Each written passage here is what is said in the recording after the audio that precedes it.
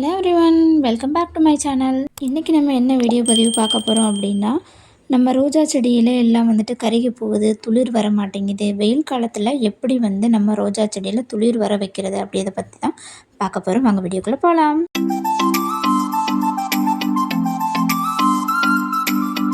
இந்த வெயில் காலத்துல எல்லாம் கண்டிப்பாக ரோஸ் செடியில் துளிர்கள் வர்றது ரொம்பவே கஷ்டமான ஒன்றா இருக்குங்க. அதுக்கு நம்ம ஈஸியான மெத்தடை பார்க்க போகிறோம். எப்படி துளிர் வர வைக்கணும் அப்படின்றத நம்ம பார்க்க போகிறோம். நம்ம செமி சைடான ஏரியாவில் வச்சுருந்தோம் அப்படின்னா எந்த ஒரு டிஸ்டர்பன்ஸுமே இருக்காது.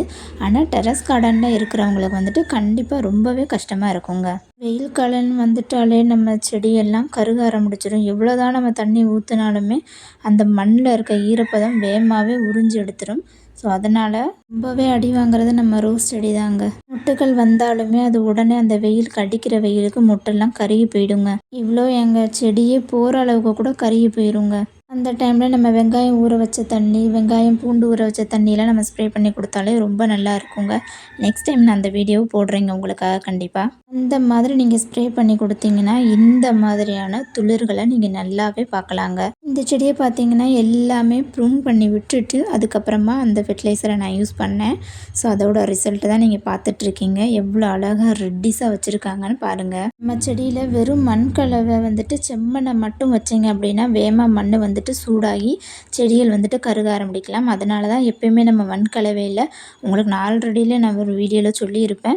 ஸோ கொக்கோ பீட் மிக்ஸ் பண்ணி அந்த மாதிரி நீங்கள் வச்சிங்க அப்படின்னா அது ஈரத்தன்மையை எப்பயுமே தக்க வச்சுக்கிறோம். நான் அந்த குளிர்ச்சியும் உங்களுக்கு எப்பயுமே கொடுத்துட்டே இருக்குங்க.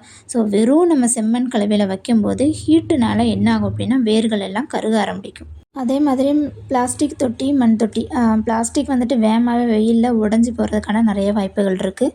நம்ம முக்கியமாக மண் தொட்டிகள் நம்ம யூஸ் பண்ணிக்கிட்டோம் அப்படின்னா அது ரொம்பவே யூஸ்ஃபுல்லாக இருக்குங்க. நீங்கள் எல்லோரும் கேட்பீங்க அதுக்கு பிளாஸ்டிக் தொட்டி யூஸ் பண்ணக்கூடாதா அப்படின்றதுலாம் கிடையாதுங்க. பிளாஸ்டிக் தொட்டியும் யூஸ் பண்ணலாம். ஆனால் சிமெண்ட் தொட்டியை யூஸ் பண்ணாதீங்க. அது ரொம்பவே ட்ரை ஆயிரும். அந்த சிமெண்ட் தொட்டி என்ன பண்ணுன்னு பார்த்துக்கிட்டிங்கன்னா ஹீட்டை நல்லா அப்சர்வ் பண்ணி வச்சுக்கிறோம். அந்த ஹீட்டை அப்சர்வ் பண்ணி வைக்கிறதுனால என்ன ஆகும்னு பார்த்துக்கிட்டிங்கன்னா வேர்கள்லாம் கருக ஆரம்பிக்கும். ஹீட் ரொம்பவே அதில் இதாகிறனால மண்ணும் ஹீட்டாகவும் தொட்டியும் ஹீட்டாகவும் வேர்களும் கருகிறதுக்கான நிறைய வாய்ப்புகள் இருக்குங்க. அந்த மாதிரி இருக்கிற சமயத்தில் செடி மொட்டும் வைக்காது, துளிரும் வைக்காது, வளரவும் செய்யாது, அப்படியே இருக்கும். அதை நீங்கள் எப்பயுமே கவனிச்சுக்கணும். முடிஞ்ச அளவுக்கு யாராவது சிமெண்ட் தொட்டி வச்சுருந்தீங்க அப்படின்னா அதை அவாய்ட் பண்ணிடுங்க.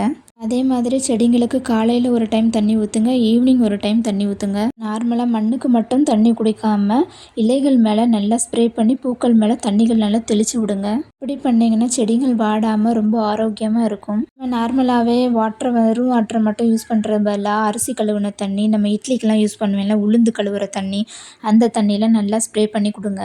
உளுந்தை பொறுத்த வரைக்கும் குளிர்ச்சி தன்மை கொடுக்கக்கூடியதுங்க. அதனால் நீங்கள் அதை வேஸ்ட் பண்ணிடாதீங்க. இந்த மாதிரி நம்ம ஒரு ஸ்ப்ரேயரை வச்சு நம்ம செடிங்களுக்கு மேலே எல்லாமே நம்ம தெளித்து கொடுக்கலாங்க. நம்ம வெந்தய தண்ணியை வச்சு கூட நம்ம இது பண்ணலாம். ஸோ நான் அதுக்கும் நான் உங்களுக்கு வீடியோ போடுறேன். அதே மாதிரி வெங்காயத்தூள், பூண்டு தூள் அந்த மாதிரி தண்ணிகளும் ஸ்ப்ரே பண்ணுங்கள். அதுக்கப்புறம் உரம்னு பார்த்துக்கிட்டிங்கன்னா கண்டிப்பாக 15 நாளைக்கு ஒரு முறை கடலை புண்ணாக்கு உரமாக வைங்க. இந்த உரம் ரோஜா செடிங்களுக்கு ரொம்பவே ஒர்க் ஆகக்கூடியது. அவ்வளோ ஒரு பூக்களை கொடுக்கும். இது ஒரு பெஸ்ட்டு சீக்ரெட்னே சொல்லலாம். கடலை புண்ணாக்கு எல்லா செடிங்களுக்குமே வைக்கலாம். ரோஜா செடிக்கு வைக்கும்போது உங்கள் செடி பூக்கவே இல்லை, முட்டெல்லாம் கருகி போகுது, இலைகள் கருகுது, பெரிய பூக்களை செடி வச்சதுலேருந்து 10-15 நாளைக்கு மேலே துளுக்கவே இல்லை அப்படின்னு சொல்கிறவங்க எல்லாருமே இனி கவலைப்படவே வேண்டாங்க. இந்த மெத்தடை நீங்கள் யூஸ் பண்ணி பாருங்கள். கடலை புண்ணாக்கு 15 நாளைக்கு ஒரு முறை வைங்க. அதுக்கு நடுவில் நார்மலாக நீங்கள் முட்டைத்தோடு, வாழைப்பழம் தோல் இந்த மாதிரியான உரங்களை கொடுங்க. இல்லை மண்புழு உரங்கள் கொடுங்க. இல்லை அப்படின்னா வாழைப்பழத்தோலை ஒரு 3 நாளைக்கு நல்லா ஊற வச்சுட்டு அந்த தண்ணியை கூட நீங்கள் கொடுங்க. இப்படி ஊற வைக்க முடியாதவங்க நல்லா மிக்சியில் போட்டு அரைச்சிட்டு கூட எக்ஸ்ட்ரா தண்ணி ஆட் பண்ணி ஃபில்ட்ரு பண்ணி கொடுங்க. நம்ம எப்பயுமே எந்த ஒரு பொருளையுமே அரைச்சி நம்ம யூஸ் பண்ணுறோம் அப்படின்ற போது அதை நல்லா தண்ணி மிக்ஸ் பண்ணி தான் நம்ம எப்பயுமே கொடுக்கணும். மழைக்காலமாகட்டும், வெயில் காலமாக இருக்கட்டும், தண்ணி மிக்ஸ் பண்ணி தான் நம்ம கொடுக்கணும். அப்போ தான் அந்த உரங்கள் வேர் வரைக்கும் நல்லா போகும். அது மாதிரி பண்ணுங்கள். வெயில் காலத்தில் கண்டிப்பாக செடிங்களுக்கு இலைகள் மேலே ஸ்ப்ரே பண்ணி கொடுங்க. உரம் தண்ணியாக இருக்கட்டும், இல்லைன்னா நார்மல் வாட்டர் கூட ஆகட்டும், நீங்கள் கண்டிப்பாக இலைகளுக்கு மேலே ஸ்ப்ரே பண்ணி கொடுங்க. இலைங்களும் அந்த தண்ணிகளை உறிஞ்சி எடுக்கும். நீங்கள் வேர்களுக்கு கொடுக்கறதுலையும் இலைங்களுக்கும் கொடுங்க. அது வேகமாக ஈஸியாக அப்சர்வ் ஆகும். அப்போ தான் செடிங்களும் வந்துட்டு நல்ல ஆரோக்கியத்தோடு இருக்கும். கண்டிப்பாக நீங்கள் இதை ஃபாலோ பண்ணுங்கள். அடுத்தது பார்த்துக்கிட்டிங்கன்னா 15 நாளைக்கு ஒரு முறை கடலை புண்ணாக்கு வைக்கிறவங்க அந்த 15 நாளுக்கு ஒரு தடவை வந்துட்டு மண்புழு உரத்தையும் நீங்கள் கண்டிப்பாக கொடுங்க.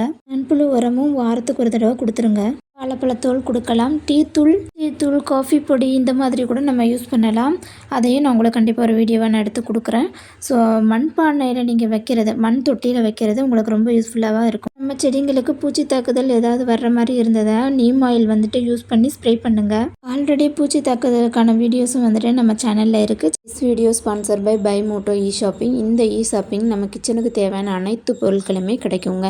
உங்களுக்கு தேவைப்பட்டது அப்படின்னா நாங்கள் டிஸ்கிரிப்ஷனில் லிங்க் கொடுத்துருக்கோம். அந்த லிங்க்கை டச் பண்ணி நீங்கள் வாங்கிக்கோங்க. எல்லா பொருட்களுமே இங்கே கிடைக்கும். பெஸ்ட்டான ப்ராடக்ட்டை வாங்கிக்கோங்க. செக் பண்ணி பாருங்கள். அப்படி ஏதாவது டவுட் இருந்ததுன்னா கமெண்ட் செக்ஷனில் கமெண்ட் பண்ணுங்கள். கண்டிப்பாக நான் ரிப்ளை பண்ணுறேன். நெக்ஸ்ட் வீடியோவில் பார்க்கலாம். லைக் பண்ணுங்கள், ஷேர் பண்ணுங்கள், கமெண்ட் பண்ணுங்கள். மறக்காமல் சப்ஸ்கிரைப் பண்ணுங்கள். பக்கத்தில் உள்ள பெல் பட்டனை ஆன் பண்ணி வச்சுக்கோங்க. Happy gardening.